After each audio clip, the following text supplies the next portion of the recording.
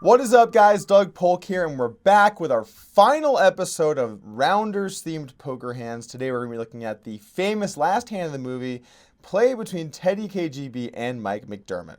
Kid's got alligator blood. Can't get rid of him. I'm not going anywhere. I'm double the blind. Okay. Like cool. Our hand begins with probably the most reasonable action I've seen pre-flop yet in this series. Mike decides to open it up to $200 on the button, aka 2 big blinds, a fairly standard and reasonable open size on the button, and Teddy just decides to defend with a hand that we don't know. So I actually like this open size. Back in the day, in like 2007, 2008, this was a more standard play. I'm sure before that it was even more standard as well, but you know, nowadays players tend to raise a little bit bigger because the big blind usually is a little more defensive in the way that they approach it in today's game. So, you know, when I think about the way Teddy's played previously in some of these hands, not exactly playing pretty tight pre-flop. There was a hand where he had 2-4 off and probably called a raise or something. So, or I guess claimed to have 2-4, whatever the hand was. The point is, I'd probably like to go more like a 3 big blind size against Teddy and take advantage of the fact he's not really adjusting appropriately given the open size. But anyway, totally reasonable line. Teddy flats, and we take a flop.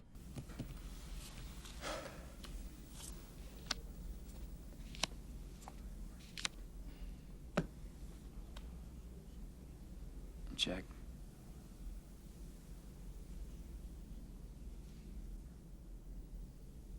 The flop is where our hand starts to get pretty weird because the positions seem to be reversed in a normal heads-up game. So I guess I'm going to talk about this hand in the format that they're playing because I can't really see another way of doing it. But the flop comes 10-7-6 rainbow, and now Mike has flopped the nuts straight with 9-8. When you flop the nuts out of position, especially against aggressive opponents, it can make a lot of sense to go for the trap because you protect your check call range by having some very strong hands in there. And additionally, if your opponent is going to use overbets, this becomes especially good. If people are just going to be betting, let's say 5x pot, like happens in this hand when Teddy bets the flop, it becomes way better to have the nuts there and just set the trap. So I like the check with 9-8. I also don't really mind betting it. They can both be good. The kinds of people that overbet facing a check will tend to bet or call or raise facing bets anyway, so there could be some merit in either line being good. I would say if you have a hand like 7-7 or 6-6, you would want to make sure you're betting to try and get value from hands like a 10 or a 9 or an 8, these gut shot type hands. But with specifically the nuts here, I can get behind a check call on the flop. Over to Teddy, it's going to be a little bit hard to say what his play is, really, because we don't know a lot about, frankly, we don't know his hand. But I can say that this flop size is probably just a touch too big. $2,000. All right, I'll call the $2,000. I'll gamble. Don't splash the pot. You're on a draw, Mike? Go away. This one is not good for you. And in my club, I will splash the pot whenever the fuck I please. Okay. This movie has a weird obsession with draws because it's 10-7-6 rainbow and he bet 5x pot. What draws does he have? I mean, maybe 8-5, maybe Jack-9, but those are pretty ambitious against a 5x pot overbet. Pretty sure when you bet that big and you get some action, you're going to be looking at pair plus gutter or better, almost always. 2 pairs, good top pairs. Maybe some hands like 8-7 or 8-6 could be reasonable, but putting him on a draw in this spot, a little bit questionable.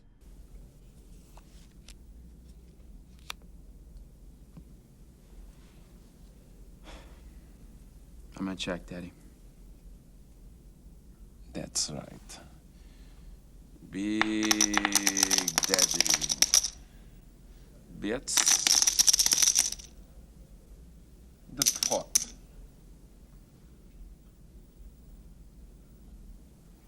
It's 4,400. All right, I'm going to call you, or else I won't Respect myself tomorrow morning. Respect is all you have left in the morning. The turn is the 2 of clubs completing the rainbow, and Mike once again checks his opponent. You want to make sure in these spots out of position when you do elect the check call that you don't take the betting lead unless a card comes that's favorable. It could make some sense if Mike wants to bet on a turn that's like a 6 or a 7, or maybe even a 10. But other than that, he wants to be checking over to his opponent and let him bluff if he's bluffing, and if he has a hand that's a little more questionable, like 10-9, or maybe a hand like an overpair that's how you check call flop, it'd be questionable, or maybe a hand like 8-7, etc. If he has those kinds of hands, he's actually going to want to check them again, so I like the check. Over to Teddy, and now Teddy bets the pot, which, he says it almost in a way like it's a lot, but it's like one of the smaller post-flop bets we've seen in this series. Anyway, I don't mind the bet. He's betting an amount that sets up a river jam to be a reasonable size. I would have preferred, if he was going to try and play for all of the chips, I would have preferred a flop bet size of more like maybe 1,000 and the turn bet of more like 4,000 and the river bet of all in to kind of keep the bets more proportionally even to the pot. That said, when you bet 2K in the flop like a boss, you can pretty much bet whatever and get all in by the river. So I don't mind the decision to bet this amount. And this card doesn't really change much. If Teddy does have a hand like 2-pair or straight, which is, or set, I guess, although some of those hands might be raised pre-flop, but if he does have a hand like a set, 2-pair, or straight, he's going to want to continue to bet. He's going to want to bet a big size. And also, if he has nothing, he's going to want to bet here as well. This 2 doesn't help either player, so it's the same situation, and Teddy should continue to bluff pretty aggressively. I wouldn't mind maybe giving up a few bluffs here on the turn as Teddy, but you definitely want to keep barreling with some of your straight draws like 8-5 or 9-5 or 5-4 or maybe even a hand like Jack-9, Jack-8, some of the gut shots. So all in all, I like the bet size and the action seems reasonable from both players. Back over to Mike when he does when he does face his bet with 9-8. This board is so dry, he needs to trap the nuts and protect some hands like 10-9 suited or 10-8 suited that might also end up in this situation. Let's see what the river is. Last card coming.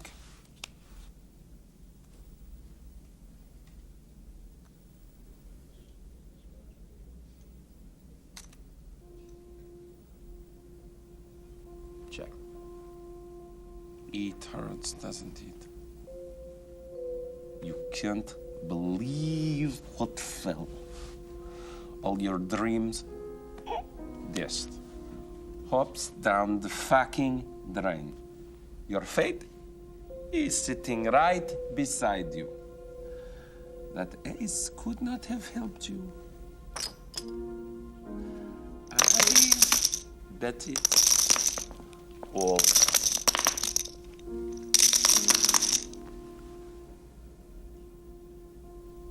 You're right, Teddy. The ace didn't help me. I flopped the nut straight. The river comes in ace, making this board basically the same as it was in the flop. I mean, sure, maybe a hand like ace-10 or ace-7 has improved, although calling a pot-sized turn bet with ace-7 is getting a little bit dicey. But realistically, Teddy's right here. There's no hands that have improved on this river to 2-pair. There just isn't really a hand. So either, Mike has a hand that's like a 10 that checked the flop, or maybe a hand like an overpair that checked the flop. That'd be a little bit weird. Or a hand like 9-7, 8-7, 8-6, 9-6, one of those kinds of hands. Or even a hand like 9-9 or 8-8. Those could be pretty reasonable too. He has any of those hands, or ace-10 or 9-8. So it's, not really a great spot. I also think that ace-10 could be a hand that Mike likes to bet in the flop, which could take that out as well. So, maybe he doesn't even have that. Maybe he only has, realistically, maybe aces, right? Maybe. So, definitely not a good river for Mike. And, Teddy acting real confident here, but it's not really a good river for him either. None of the kinds of hands Teddy was bluffing with have gotten there. If he had a hand like 5-4 or 8-5 or 9-5 or Jack-9 or Jack-8, none of those hands have actually improved to beat whatever Mike has. He still just has air. So this is a river where I think as the person bluffing, you do want to be careful. I mean, you should certainly fire some bluffs here with a few hands, but you want to be careful with bluffing too many hands because at the end of the day, if you're playing someone and they just don't believe that, you have a strong hand or that you're being too aggressive, like if I'm Mike here and I have a hand like 10-9 suited, I might think of this like, okay, well, I lose to like 9-8 and maybe 6-6, 7-7. But it's not like he's improved the two pair either. It's not like Teddy really has an ace here either. Unless maybe I guess he has a hand like ace 10. That could be a hand that makes some sense. But other than that, I think Teddy misses the point, which is this ace isn't good for either player. So let's talk about, it must be nice to have 9-8 and your opponent starts, shit-talking you on the river while going all in, and you get to do a cool slow roll, whatever, as we get to see here coming up. But the thing is, let's think about some other hands we might want to call with, right? I would generally prefer to call with a hand like 10-9 or 10-8 over a hand like Jack-10 or let's say a hand like even Jacks. Because if you think about it, when you have a hand like Jack-10 or Jack-Jack, particularly Jack-Jack, he's less likely to have a hand that's bluffing like Jack-9 or Jack-8. When you have a hand like 10-9 or 10-8, he's now less likely to have the straight, less likely to have two pair, less likely to have a set of tens, etc. So I would think about all of my hands, and it's weird to try and think about what my hands would be like here because this is a spot that I've never played, being that heads-up poker doesn't function like this. You don't raise in position and then you're out of position post-flop. Or rather, you don't raise from the button pre-flop and then you're out of position post-flop. You're in position, right? So it's hard to say exactly what I would or wouldn't do, but it's important for Mike's strategy here, even though his life's on the line and he's in a tough spot.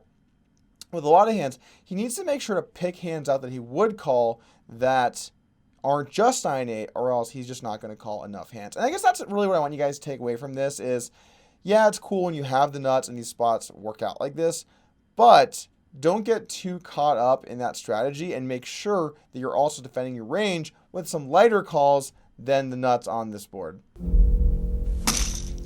Motherfucker! You fool your nut! Motherfucker! That is it! That's it. What the fuck you talking about? That's it. Take him down, Teddy. Yet! No more! No, not tonight! This son of bitch all night, he chick. He trapped me! Well, you feeling satisfied now, Teddy? Because I can go on busting you up all night. Niet.